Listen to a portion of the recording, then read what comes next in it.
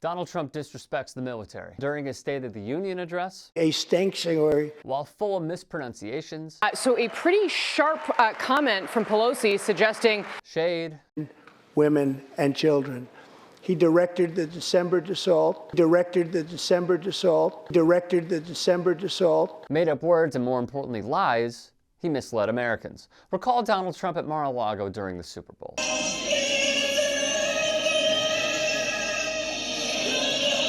Doing anything but, in his own words, standing proudly for our national anthem.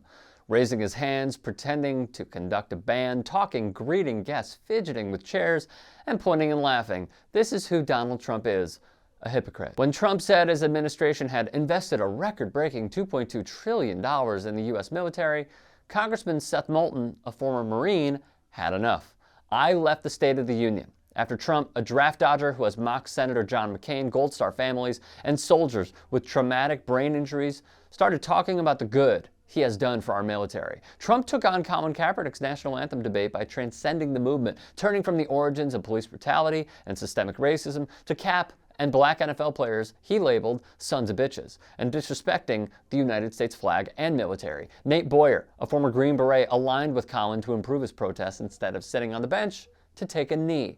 A reasonable compromise. Not good enough for Trump, whose disrespect to the military and military families is unparalleled.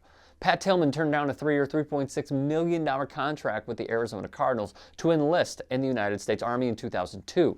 While serving, he died from friendly fire in Afghanistan. Pat inspired countless Americans to unify. Pat's service, along with that of every man and woman's service, should never be politicized in a way that divides us. We are too great of a country for that. Marie Tillman, Pat's widow, pled to not politicize her late husband's passing. The groping president did just that, retweeting an image of Tillman as a prop for the anti-kneeler movement.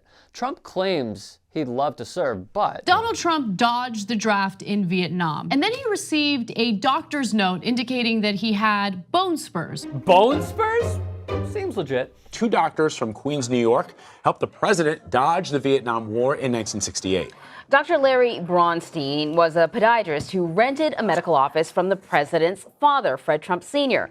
Braunstein's daughter says that her father diagnosed Trump with bone spurs as a favor to Fred. When Seth Moulton refers to Trump as a draft dodger, it's not a point up for debate. He skipped a World War I cemetery visit because of light rain.